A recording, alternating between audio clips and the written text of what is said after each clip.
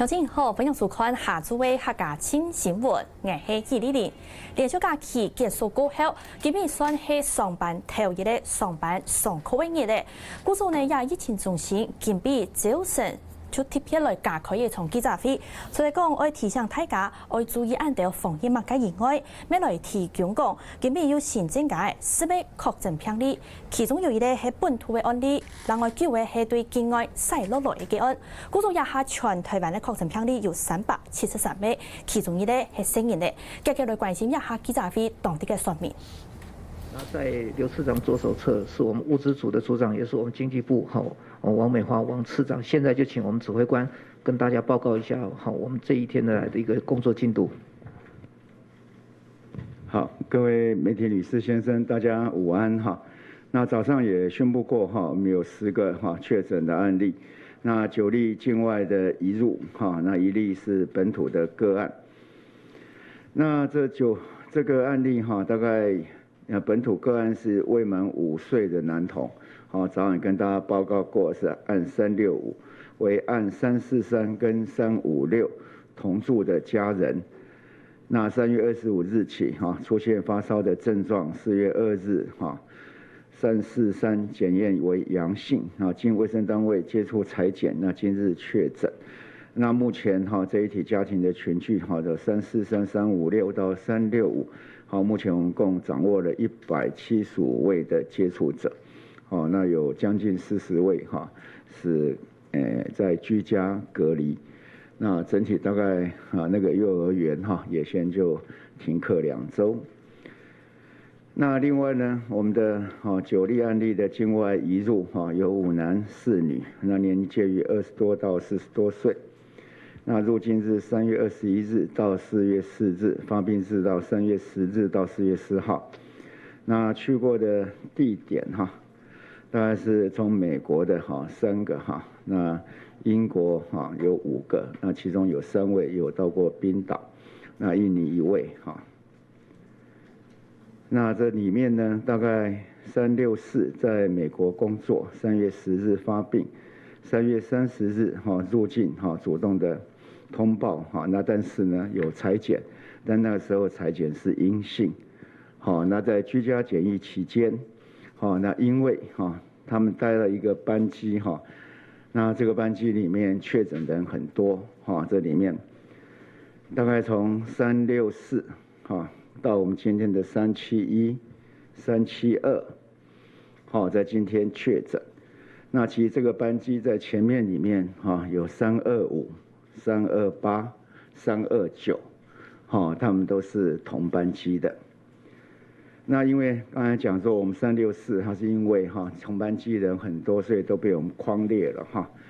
那所以就是在居家隔离的接触者，那又有身体的不适，所以我们又再采检，那所以再确诊。所以这案子应该就是说，在机场进入的时候，他有主动的通报，那也采检了，不过那时候是阴性。那后来是因为这班机同班机的人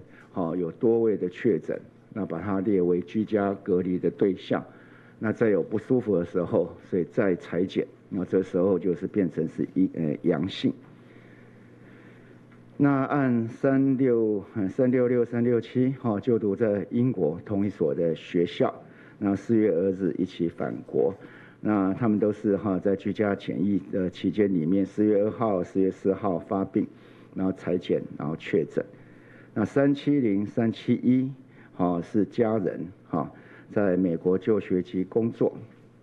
那3月30日入境后，那列为居家检疫。那因为他们就是刚才讲过这个371更有一个跟364是同班机。364同班机，那上有其他的旅客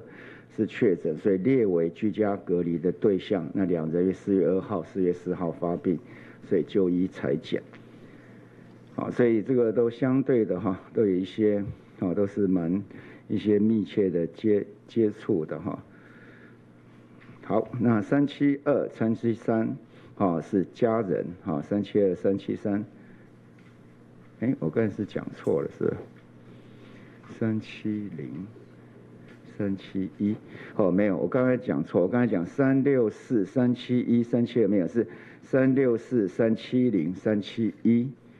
好，这是跟前面的325、328、329，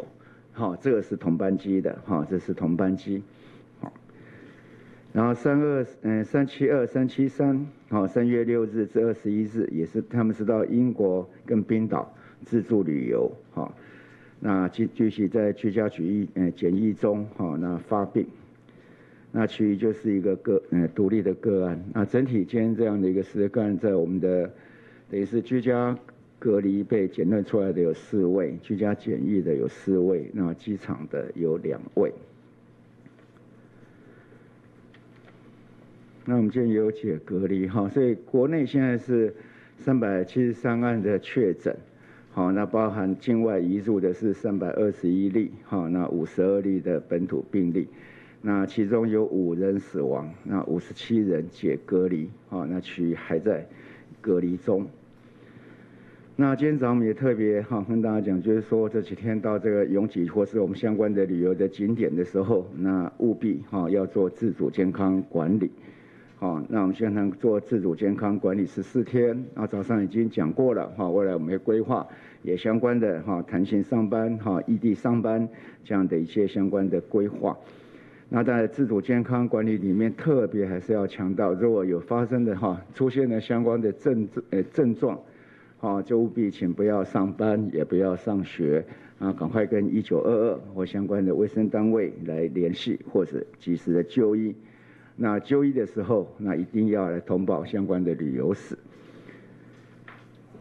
那今天另外我们的关检疫教育部有在学校有一关相关的作为，来请教育部来说明。教育部在针对主要是这次的春假连假那我们在连假前曾经就有注意事项给各校。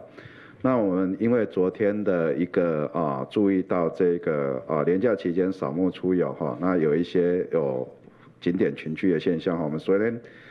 4月5号我们又发了一个通报一个防疫注意事项里面几个重点，第一个是学校要进行全校性的消毒清洁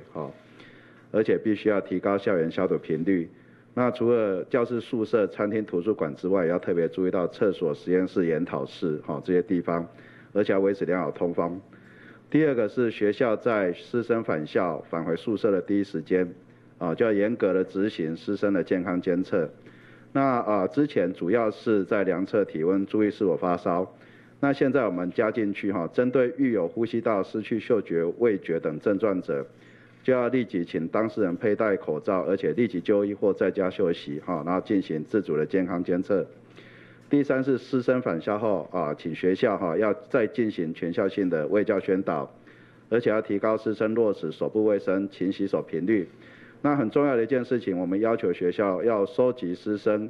于连假期间旅游、聚会与其他集会活动等轨迹与健康记录，以利日后可能需配合疫情调查之用。那如因隐匿特别是如果学生因隐匿而造成日后校园防疫破口那学校就依校内的奖惩规定来追究责任。那今天我们也会再有一个通报出去会请学校把调查的结果回报以利这个我们整个以配合指挥中心那以利我们整个那个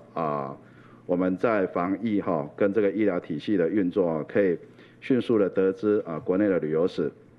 那再来是我们也请学校提醒师生，在连假结束返校14天之内自己要提高对自身健康的警觉，而且要每天量测体温，如发现身体不适，也是要立刻佩戴口罩，立即就医或在家休息然后同时要及时的通报学校以上。好，谢谢谢谢教育部。那我们在第3波大概4月9号我们就开始我们在第3波。那第3波的口罩的预购那到现在为止我们的就是登记的量是199万嘛这讲过。那到现在为止的付款成功的有172.7万人。那但是从这个礼拜四4月9号起那我们就是可以买大人的口罩14天9片，小孩子的口罩14天10片。那不管你的年龄大小你都可以做这样的一个买大人的口罩或买小孩子的口罩的这样的一个选择。然后第二个，我们也可以让就是说对在国外有2等亲可以寄到国外去。那相关有一些的程序，那我们是不是请王次长跟我们说明一下？好，各位好那同步在4月9号的时候，也会实施开始可以把口罩寄到国外去那我就简单跟各位介绍一下流程那我们呢，基本上呢会让大家可以在线上申请。那线上申请的部分呢，我们线上会有一个申请表单会有一个申请表单。那这个的网址呢，会是 eMask eTrade government 的 TW 你从经济部的网站进去也看得到，从贸易局的网站也看得到那你这个登录这个系统以后呢，你就输入你的资料。那这个资料呢，包括寄件人、收件人，还有身份证字号、双方的亲属关系，还有寄件人的手机号码。手机号码一定要填载，因为要简讯给你输出许可证的那个号码然后你的口罩数量当然是30片以内。那金额因为要寄出去，一定要填写金额，那你就写5块乘以30片的这样的金额。那身份的查核呢？那这个我们已经内政部呢非常帮忙都跟内政部的网络都连接好了，所以我们这个电脑会跟内政部的系统来查核。查核什么呢？查核你寄件人跟收件人有没有亲属关系，就是有没有是配偶或二亲等的关系。然后这个收件人现在是不是还在国外，我们都查得到。然后还有双方都要有中华民国国籍，那这个我们系统也都查得到。那这样子确认都没有问题之后呢，我们就会核发给他输出许可证。那这个输出许可证呢，我们是用简讯就通知给他刚才那个手机，手机号码会通知到那边去。好，那下一个，那申请人我就已经手机就有这个号码，对不对？那你就可以去寄了。那可以去寄的方式，一个你到邮局，一个你去快递。那你到邮局去的时候呢，你可以用这个输出许可证的号码，也可以用身份证号码，也可以那邮局的人就会帮你去登载。邮局也跟我们的网络都串接好了。那登载之后呢，邮局会帮申请人列出那个许可证的标签，那个标签呢就会贴在邮包上面，所以申请人也下看到记者会指挥中心呢，根据针对记最严密嘅流程做得几多，国外、日本嘅亲戚朋友、韩国一个二等亲嘅无客人，也下当地嘅说明流程。根据呢，一个指挥中心稍微整理一下，根据公布嘅清醒嘅内容。全州早上竟公布讲，根据新增加嘅10位确诊病例当中，其中9位係對境外勢落來嘅個案，另外一呢係本土案例。本土案例呢，其中也係咧滿5歲嘅40個位，佢係40個位。故咗呢，現時就發現佢同家無客人先前嘅確診嘅無客人向下係，故咗也嘅本土案例算係家庭嘅群體感染。韓國因為佢啲托兒所幼兒園，故咗呢，因為有40個位係T 365名案呢，有安尼嘅確診，故咗幾間幼兒園。也下係隔天愛停課2禮拜，也係有關廿8嘅本土案例嘅情形說明。另外，同境外勢落來嘅案部分，根據公布嘅10位當中有9位係境外勢落來嘅案。韓國出地大家來注意嘅係，其中有一個T 364嘅案例，佢係先前呢同美國做事，韓國基礎比樣機入來台灣嘅時間，家下呢就有同步。韓國以採檢過後係陰性嘅，不過就係因為亞太比樣機項有輕度嘅確診人數，故所就攞佢強烈起來，前面採檢發現一個 T 364嘅一個案例，其前面採檢結果係陽性，故所也係同強病比樣機項發現咧有按多確診病例，又重複攞佢採檢嘅結果。今邊呢，指揮官陳時中佢咪徛定一個說明嘅牌嘅，同大家講連假過後，千萬大家要做好自主抗疫管理。今日记者会呢，也个教育部的相关人员没有来到现场，来说明讲春假过后，托学校教育单位要爱防疫爱较强心到位。比如讲，也下爱直接去教研地位度小托，另外做线上啥韩国学生嘅，佢一定要今日转到学校过后，爱加强抗天的监测。除了讲本单除了量体温以外，也下还新针对无体美國嘅也條整條，愛加強去查看線上韓國學生嘅係唔係有亞種嘅情形。韓國今日新針對連假期間實現那嘢去到那片老料，也下呢提醒學校愛做亞條嘅記錄。故所接下來係講要學生嘅無講出亞條詳細嘅內容以外，也下會針對學校來開發，卻希望大家確實抓足到亞條疫情嘅相關資訊。以下記者會涵蓋嘅進行，繼續帶鄉親朋友來看。那這些官員也要做自主健康管理嗎？謝謝。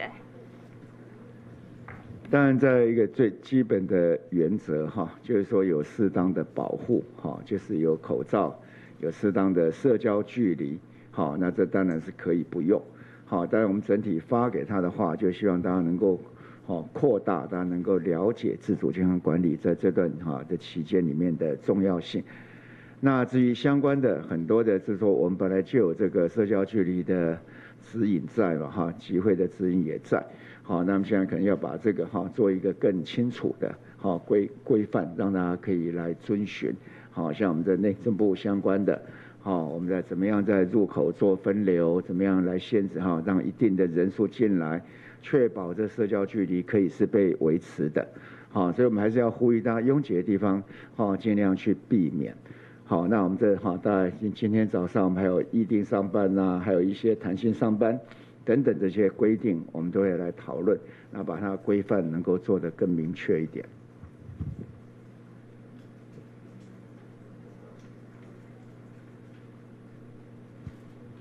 部長您好，那個台灣醒報提問，早上那個台大公衛學院有提出一些建議。就包含說，為了確保疫調沒有漏網之魚，就是應該在社區確診者的社區裡面進行抽樣的檢測，還有就是優先檢測醫院跟長照機構醫護人員，然後還有包括這個就是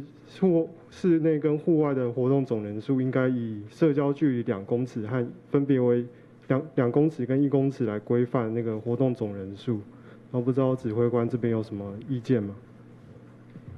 相關的這些怎麼樣去計算它的密度啦，哈，很多我們都可以來做相關的討論。那專家的意見我們可以移到我們的專家小組來，好，請他更進一步的確認。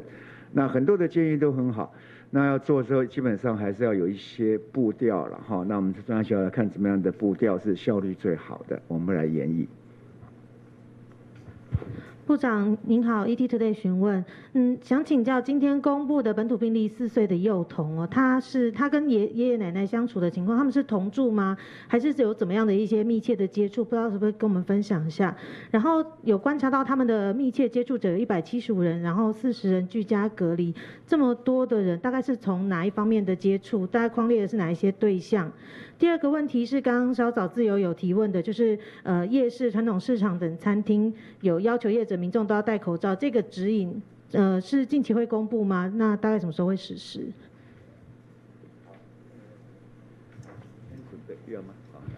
？365案哈，有關365案的這個部分，他呢同住家人哦有5人，那就爺爺奶奶還有。爸爸媽媽還有另外一個弟弟，他們大概平常都住在一起了哈。那另外就是說，在有關接觸者的部分，我就專門來說這個有關他的就這位小孩哈，他的幼兒園總共有38人採居家隔離，那這邊包括他老師有6位。廚工共有3人，同班同學29人啊。那另外一般的接觸者有83人啊，是採自主健康管理。那這邊是包含老師8人，那不同班的學童有75人。所以他們這個幼兒園總共有4個班，那所以從即日起就全面停課2週。那另外剛剛講部長指挥官这边提的175人是包括就是所有的这3位个案，那它包括非同住家人、亲友啦，还有一些诊所的这些加起来，就是总共175人以上。那至于相关的规划，我们会尽快的来订定哈。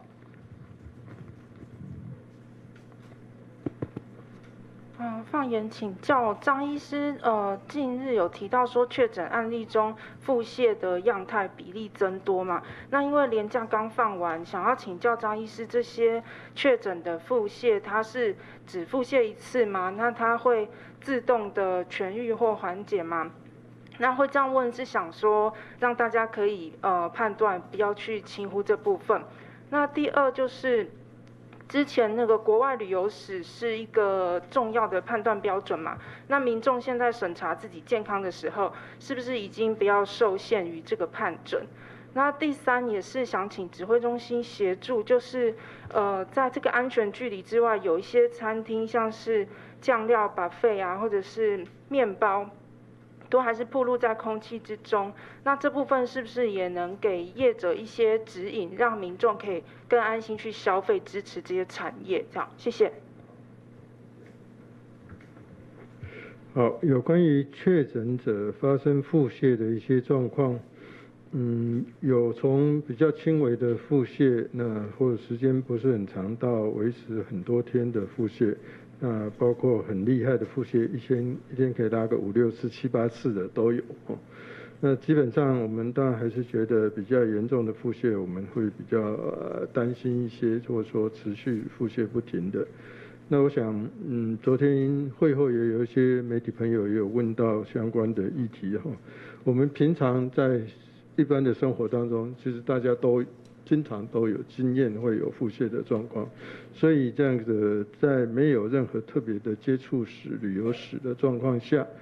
其实是不需要把腹泻当成那么担心，说我拉了一次，拉了1天，我就是不是有可能是新冠的哈？这是目前当然在我们专家小组讨论里面，觉得还是不需要那么太过于担心，因为我们日常生活当中确实有很多的状况都有可能会出现腹泻。包括我们即使腹泻有所谓的群聚现象，学校的食物中毒啊，或是这个餐厅有这个污染的状况，造成这个诺如病毒的群聚现象，我们的轮状病毒的群聚现象，这平常我们就非常非常的多，所以这个不会因为我们这一段时间就不会有那些的问题哦，所以这个部分我们还是比较集中在有所谓的国外这样的一个旅游史，或是跟国外旅游回来的人接触以后，那是比较我们需要特别担心的。那至于提到相关的贩卖或第一线会接触到很多不特定的人，好，基本上我们在规划上一定要请他们要戴口罩了。好，那至于说怎么样来一步一步的来，那我们详细的规划再跟大家来做报告。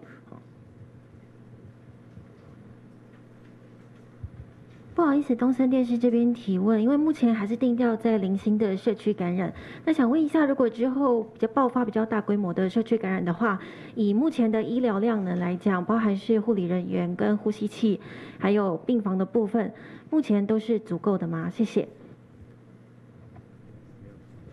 目前是绝对够了哈那。有是要跟大家报告。好，我们一直始终很注意在监视我们国内负压病床的一个使用状况。好，那目前我们还有40%多的负压病床是空着的，所以说在这部分目前这样看起来照顾是够的。那至于说呼吸器的部分，我们现在大概总共的话将近1万台，国内1万台的呼吸器。好，那统计起来大概我们有大概1200、1300的呼吸器现在是可以使用的。所以说在目前整个量能看起来的话，我们应该还是可以。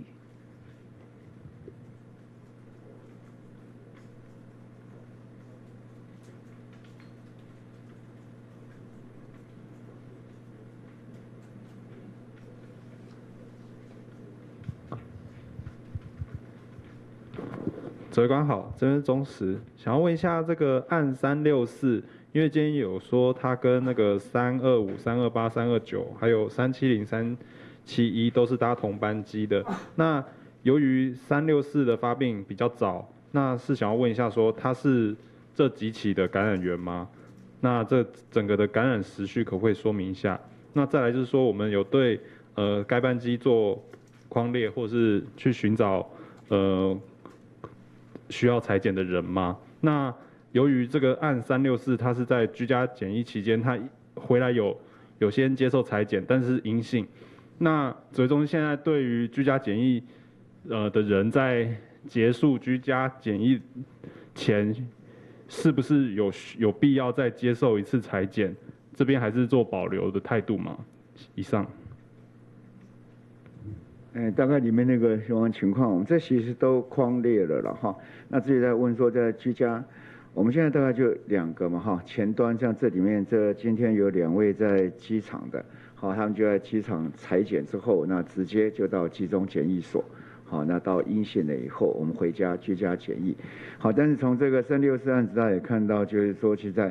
这些情况，有时候采检的时候，确实它的病毒量不足以检测出来。所以，纵使在机场被采检阴性了，好，那回到家里还是要确实遵守居家检疫的相关规定，好，不能因为这样子而就放松了我们的戒备。那至于在居家检疫要结束的时候，好，我们现在也已经启动，哈，就是请我们会列出相关的一些症状，然后请那个要解除检疫前要先填列，那然后由我们的护理师的团队来做判断，然后再予以电话关怀访问，那如果有必要的话，我们会采检。现在采用这样的一个方式。那至于364的个案，是不是请哈？有关364的个案，目前因为他做的是3月30号从美国纽约回到台湾的是 CI 011的班次，那该班次到目前有10位的确诊哦。那我可以稍微念一下，就是319、325、326、327、328、329。好，319，然后325到329，然后346、364、370、371啊，这总共10位啊。那所以这一位虽然说他的发病日比较久，比较前面就是说比较早一点，但是因为他是在机上，像有的是一回来就采检就检验，所以并不是说他在飞机上传染给其他人啊，因为大概是说他们可能都在纽约或是在美国这边工作就学的时候，可能就已经受感染了，那刚好是坐了这班机回来，当然也有可能是有部分人是不是未来也没有可能部分的人会被因为有这么多人然后被感染，那当然这也是不可能也无法排除啦。那所以我们现在其实从4月2号开始就已经把这全机的这个乘客都列为居家隔离啊。那所以在这个部分，我们会针对这个所有的目前在搭同一班机回来的话的所有的乘客密切的一个观察啊。那这一例事实上虽然第一次检验是阴性，在机场检验是阴性，但是因为他持续有症状，所以我们也请他再回来再检查一遍所以检验出来，并不是说检验一次阴性，我们就不管他了啊。以上报告。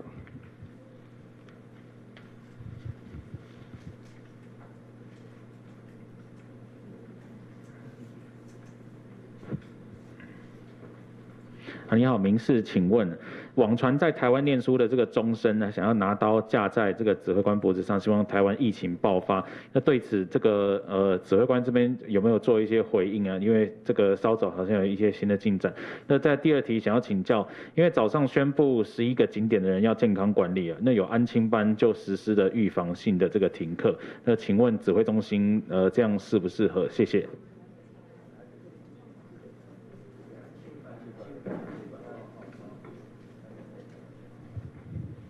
对，我想就是说，基本上有一定需要的哈，那我们就会通令。好，那基本上个别的单位哈，如果他有这样的一个进一步的措施，好，那只要跟他那个学生呐，哈，就是说应该是说安亲班就是家长、学生跟相关的单位，好，如果能有一个适当的、妥适的一个方式，那我们也不反对。好，然后早上其实大家已经问过这问题了哈，就那基本上。好，那是就无聊了哈。不过最重要这样子了哈，就是防疫团队或者是所有一个团队的成果，并不是我一个人呐。好，那我是可以被取代的哈，这是没有问题，因为我们是一个 teamwork， 好，并不是一个人只有一个人在做事情，是所有人一起做事情。那我代表大家出来哈，表达各种情况，那我们的因应的措施，让大家去了解，好，大概是这样。不好意思 ，TVBS 提问，想请问一下，那个今天公布的案365，它是在3月25号的时候就有发烧，那他是发烧之后就没有再去学校吗？然后另外他平常是由阿公阿嬷照顾吗？也就是说，这个案356他回台之后，因为没有症状，所以都没有被裁点，直到4月3号才通报。那这段期间他的足迹有掌握吗？那第二题想请教一下，就是说，因为今天早上部长有提到说5·1连假是不是要看这个疫情的这个变化？那想请问这个变化是有什么样子的状况出现？像是说是要达到多少的案例，或是有什么样子的情况才会做取消吗？谢谢。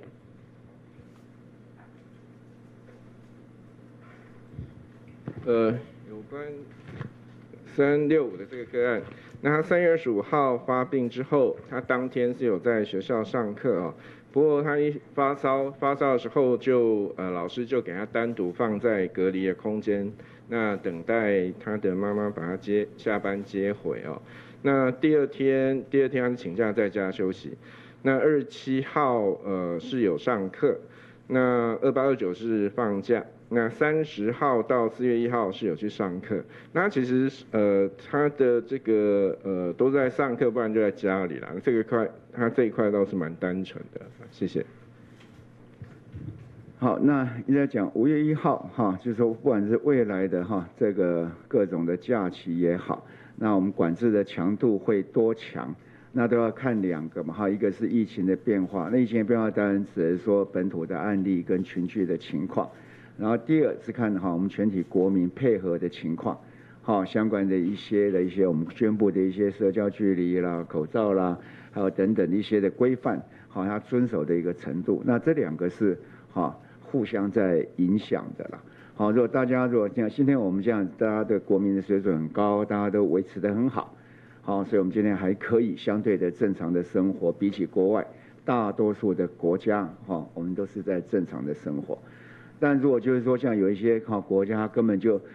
需要这样子在街上这样打，大家才会配合，那当然很快就会关闭很多的一些，就采取很多更严厉的行为。那我们现在靠的还是我们国民非常高水准的配合，所以我们把疫情控制于这样范围内，所以在目前来讲，并还没有要进入到很严格的那样的一个限制的一些行动。不过我们还是不排除各种根据疫情的变化所做出来的决定。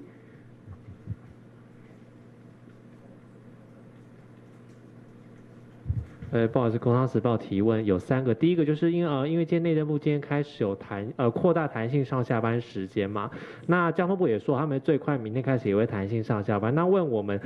卫福部的弹性上下班的机制是怎么样，已经开始了吗？或何时开始？第二个是问我们卫福部自己的异地办公机制是怎么样？那因为之前说我们是会以疾管署为第2办公室，在昆阳的卫福部本部，我们是用分楼层、用独立电梯分流出入的方式，搭配少许的同仁居家办公。那想询问这个规划的部分，以及那如果异地办公的话，我们部长跟3位次长届时会各自被安排在哪些地方办公？那第3个就是说，行政院今天有提醒各部会要求升级防疫措施，这个指的是什么？那我们指挥中心认为，中央各部会已经到了要启动异地办公的阶段了吗？或者是我们认为哪些指标符合的时候，就要启动这个中央各部会的异地办公？谢谢。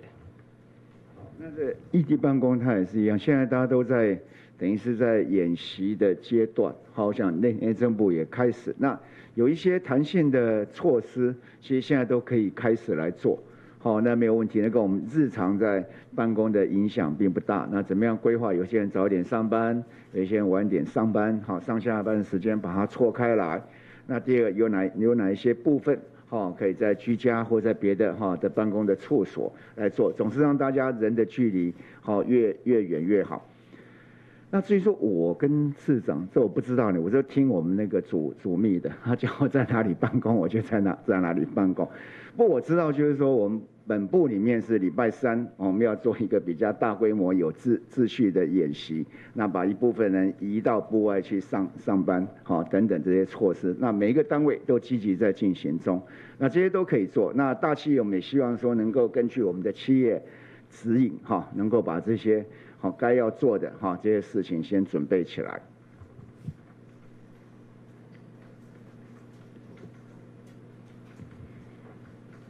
部长好，公共电视提问，想请教一下，今天公布的案365，4岁的小男童是幼儿园停课，请教一下，外传这个是台北市的某公托幼儿园，不晓得是不是真的？如果是的话，它是不是算是全台首例因为疫情而停课的公托幼儿园？第二个问题是，今天新增的9例境外移入里面，就有3例是同一班机而确诊的。那不晓得他们的座位是前2后2的座位吗？还是说坐在位置很远？那如果有这个前例可循的话，往后我们是不是只要有确诊的个案，一律同班机的人都会做采检？以上2个问题，谢谢。对，对，应该是第一个公托嘛，前一个应该是私托，所以这是第一个公托的案例。然后第二个，刚才那个，我们庄副也在说明说，这些案例他们的座位并没有说都在一起了。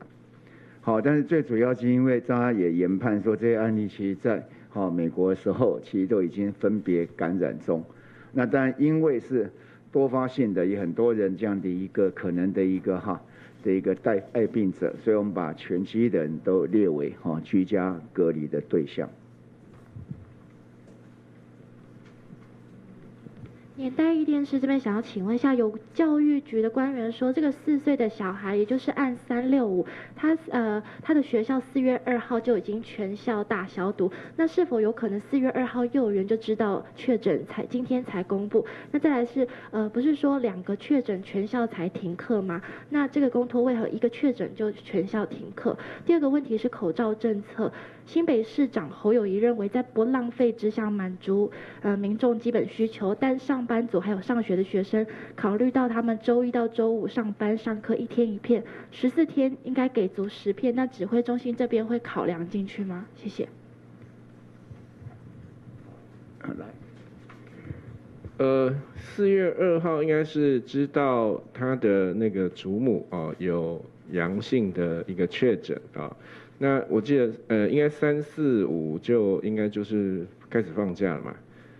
所以我不太清楚说所谓的4月2号就开始停课这是什么意思那另外就是说可能是要消毒或是怎样。那因为他有多上了就是说刚刚有说过他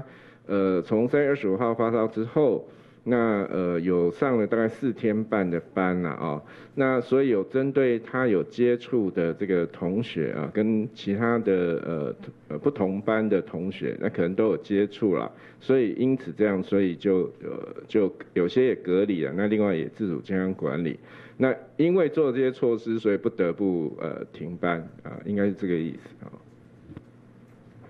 大概就是说，我们这案子大概就是他该通报是什么我们大概第一个时间都跟大家讲。那是不是在之前就已经知道了？我相信他全学校里面多多少少会知道说，他阿公他阿嬷已经有相关的一些情况，经过学校做了一些超前的部署。那我认为也是不错。学校也会想起来说，前2天他似乎有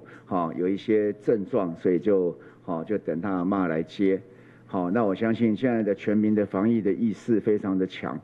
所以大家就能够主动做一些事情，也避免疫情的扩大。那应该属于是他们学校的警觉性很高，做了相关的一些防护，那这样很好。部长不好意思，刚刚那个第2题口罩政策，14天给足10片，指挥中心这边会考虑吗？很想考虑了那不过我真的觉得大家可以好好的感受一下14天9片到底够不够了。我觉得其实我有时候看到一些口罩被丢掉，大家用完了哈，不是用完就是没有尽到它的一个利用价值，然后就换了一片新的。其实我们看的都很痛心。好，经济部也在后面，经济部每赶一片口罩，那每一天都被我们这样追着跑。哦，所以这个准节使用，我从一开始，从最早我从7天3片就一直开始觉得说大家要准节使用。好，那我不敢说我不考虑了，好，我不敢这样说，但是我真的是拜托大家，如果在准节使用之下，如果真的是这样不够，那我们再来考虑这件事情吧。像真口罩也很好啊，对不对？我们都做了很多的一个科学的证明。那口罩套也很好啊，可以让你多用个1天。那每天回去把口罩套洗干净，也顺便把手洗好来，这也都很好。一些卫生的习惯可以让我们这些防疫的物资可以能够稍微省一下，我们就尽量省。我们并不是说为了要援外，我们非要这样省，是全世界的人大家都应该一起省。这是一个一个非常重要的物资。那大家可以感觉看看的14天9片，我觉得都会够了，再加上一些小方法。因为每一个人，那有人他家里也不是说全部都在上班啊，对不对？你要家里上班，那上班真的要1天1片吗？好像你们上班是1天一定要1片，那不见，你第一份拿起来把它晾干来，所以。我还是你问这个问题很好了哈，那只是一个，这不是无关乎政策，只是大家对一个这样东西的一个判断。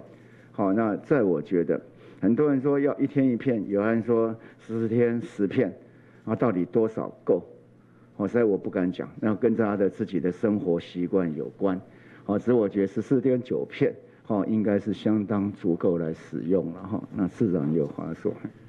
我补充一个小故事啊，那一天我也是从媒体上面看到，就在基隆有一个我忘记是小3还是小1的一个小女生，跟她爸爸2个，就是从口罩政策开始实施之后，他们家人就是该用则用，该省就省下来，结果他们家人省了80片，去捐给他所在地的派出所，所以表示其实大家只要能省着用，那相信一定是够啊。你好，大爱电视想要请教有关于，教育部有公布说学生要尽快的回报连假，可能有到过哪一些景点？那目前的状况是有症状才要戴口罩跟停课，所以目前不打算先强制学生戴口罩吗？第二个问题是，假设说学生有状况之后停课，那么他是要请什么样，就请假以及补课的措施？想再询问一下，谢谢。好。教育部先回答第一个问题啊，关于口罩，我们在上礼拜就针对这个在指挥中心发布社交距离的时候，我们已经有通报下去哈。那基本上是如果我们对特定人聚集的定义很清楚，就是一定要有固定座位，而且要能够保留出席记录，就是你要固定座位，保留出席记录。那如果没有办法做到这一件事情，就不算特定人聚集哈。那如果是这种情况下，就是要严格的维持社交距离。那如果不能做到的话，要么是分班上课，要么就是调整他的教学方式，譬如说大班就调整为线上上课，否则就是全面佩戴口罩。这个我们已经要求下去了。那现在就是高中以下的学校，大概是可以符合，就是他们都有固定的这个座位，而且都有保留出席记录在教室里面。但是如果一旦进入近距离交谈，也是要佩戴口罩。这个是我们已经明确的通告给各个学校。这是第一个问题。那第二个是那个如果是因为有症状停课的话，我们都是请学校要最大弹性来处理。基本上就是不要再把它记录应该是说这个就是我们请学生要配合防疫的需求。所以这个的请假一定是以最大弹性来处理。我们以前本来就规定在学校，我们说有症状，那就尽量不要到学校，在家里面休息。那今天早上我们也特别在强调说，有旅游史也有症状的时候，我们是禁止上学哈。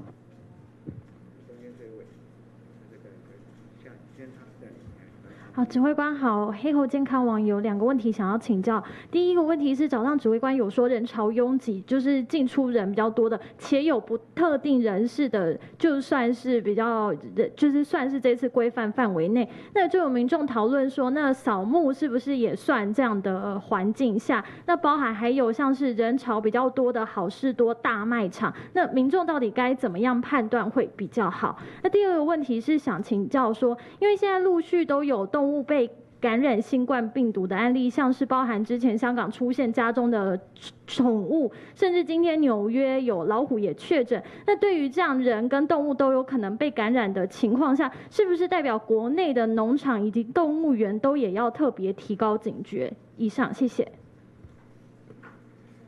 那个，反正这个好事多啦，扫墓哈，这都一样嘛哈，就是那个维持要有适当的社交的距离。那扫墓一般都还容易，好，那好事多如果已经挤到那个情况，那当然我就不建议大家进去了。好，那如果要进去的话，那口罩是一定要戴。至于台湾的农场要不要特别注意？来，目前我们知道就是说，我们其实有跟农委会这边有保持很密切的联系啦。那农委会之前当初也有根据这个 OIE 跟那个世界卫生组织之前是说还没有证据显示这个动物感染就是家畜会感染这个武汉病毒啊。那在这一块的话，那我们当然也会由于最近香港这边好像有陆续的出现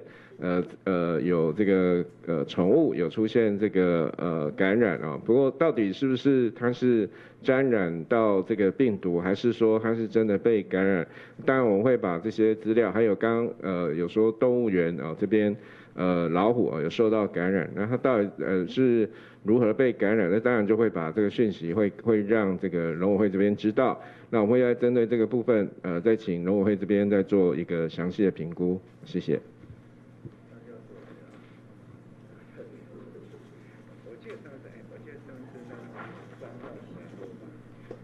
你好，联合报这边的教育记者想要提问，有关于现在已经有一些学校公告说，假设连假期间有去过那些旅游热点的，无论有无呼吸道症状，要求学生一律要休假7天，这个是否会影响到学生可能的修课权益？那教育部认为无症状的学生需要强制停课吗？那会不会要求学校要适课补课，或者是采行远距教学？那至于幼儿园的部分，有没有补课或退费的问题？谢谢。学校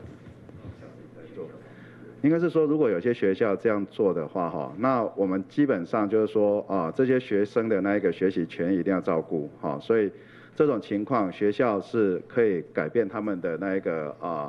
授课方式，但是其实我们有一个非常重要的前提，我们一直在这期间，我们一直在跟学校提醒，就是说学校的如果执行这种是要配合整个社会的防疫需求，所以绝对不可以，你今天请学生不来学校，结果反而学生在外面啪走，这是我们一再的严格的警示学校，就是绝对不要发生这样的事情。也就是学校如果对自主健康管理，他们想采取更进一步的做法，那学校就要确保2件事情。第一件事情是学生真的是在自主健康管理，第二件事情是要确保学生的就学的权益。当然如果因此而衍生的，譬如说学生对这个相关的杂费或者是这个这应该学校就要依照这种情况，因为是等于是学生是配合学校的防疫需求，那学校应该就要来针对这样的情况来进行一个处置才对。这个是我们现在的教育部对这件事的态度。那还是一样，任何的授课调整前提是为了协助防疫不能因为授课方式的调整反而去造成大家啪走或在外面群聚那这我们是绝对希望学校务必要确定做到这一点。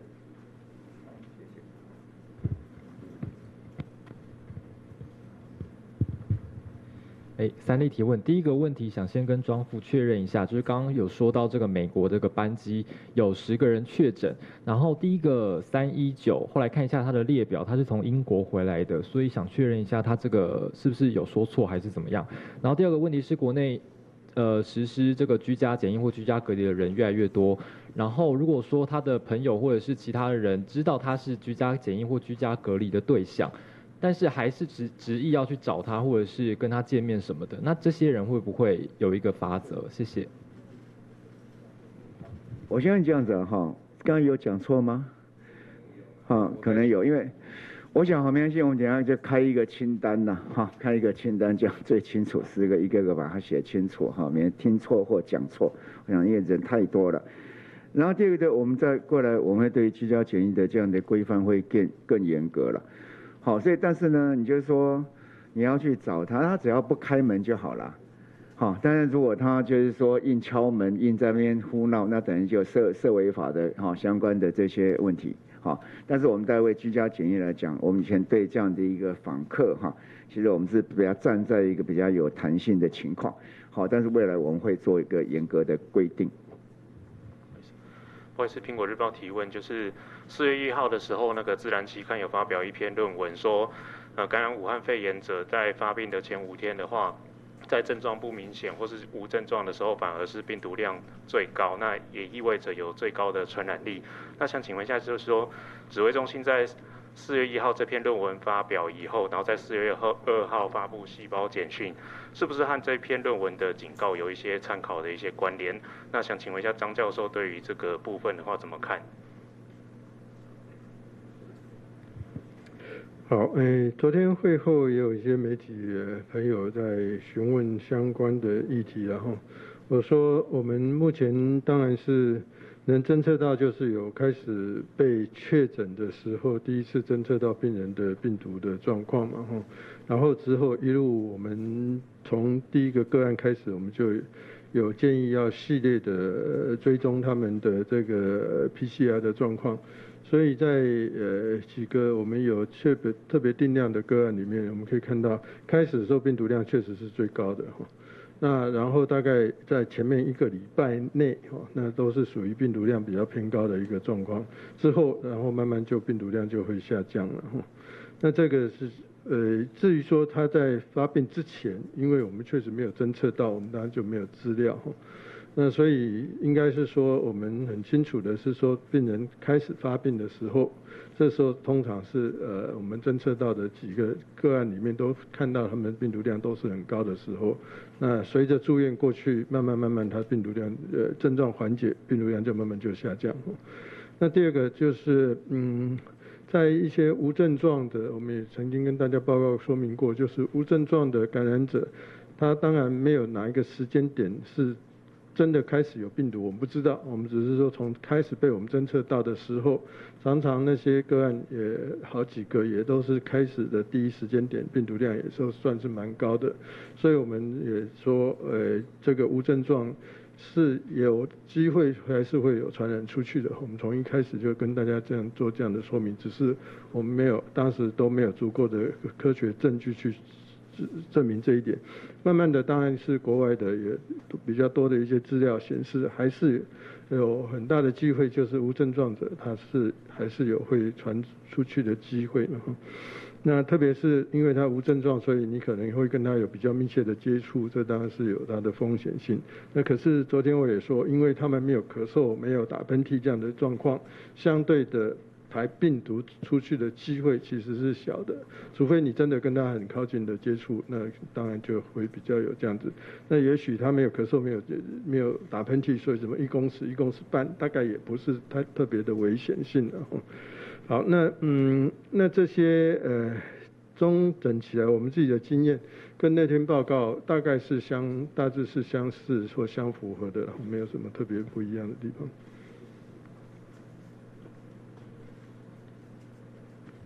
您好，中天新闻请教，想问一下，就是针对5·1连假，我们是不是有一些针对旅宿业跟一些景区会有一个人数或分流上面的控管的指引或政策可以提供？那另外，在台湾目前有5名是12岁以下的确诊者，他们都有一个共同的症状是发烧，我们能不能说儿童比较容易确诊之后有发烧，他们是有关联性，还是说这只是刚好他们都有这个症状出现？谢谢。说在连假或者不连假，反正我们现在就会开始对这样的一个人数做管制不管有没有连假都会做管制。儿童的部分，根据所有相关的资料，当然还是觉得儿童感染以后的症状通常还是比较轻微的了哈。那当然也是会有这样的一个轻微，例如说这样发烧很快就过去的一个现象嘛哈。此外，当然我们到目前为止，我们自己看的几个儿童的个案，确实没有变成重症的情形哈。那国外当然有一些的报告，还是有少部分的婴幼儿还是有变成比较严重，或是甚至有传出有死亡的个案。不过这些整体来讲，比起大人或比起年纪大的，他们相对的还是症状比较轻微，那比较没有那么严重的状况。好，我们时间差不多了哈，我们是不是顶多最后3位好不好？部长辛苦了。中式提问2个问题，第一个问题是卫福部这次何启功在备询的时候说，这个市场夜市的摊商未来都希望能够戴口罩，有没有具体什么时候开始做？第二个问题是有医师建议民众现在应该要开始记录自己的生活轨迹，去过哪里，我跟谁接触。那专家会建议这样的方式有效果吗？怎么样记录会比较好？谢谢。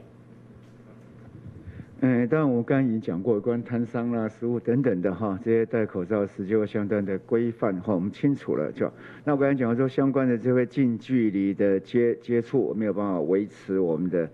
社交距离者那第一线的服务人员我们当然都会要求，不过细项细部